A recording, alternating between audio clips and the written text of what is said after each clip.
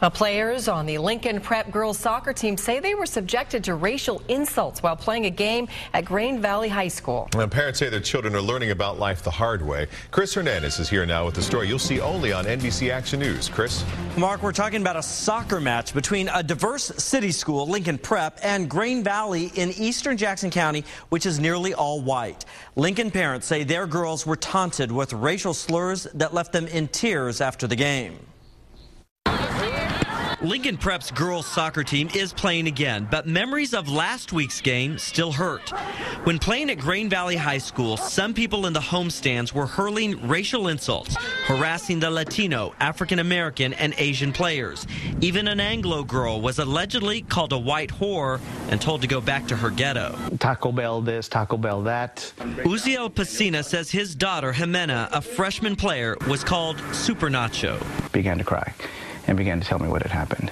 Dr. Pacina is a professor of education and has been a high school principal. He says an administrator at Grain Valley should have taken action during the game. Should have stopped this harassment coming from the stands. We don't condone it, wouldn't condone it, totally against our philosophy, and to assure that it doesn't happen in the future. Grain Valley Superintendent Dr. Roy Moss says an administrator was at the game but didn't see or hear the harassment and that no one there reported it to him. An investigation is underway. We're trying to clarify and trying to work through what exactly did happen. We're told that some of the slurs came from a Grain Valley parent and others would laugh. You had an adult harassing a child. That should have been a no-go. That person should have been immediately removed. Both sides hope to turn the controversy into a teachable moment.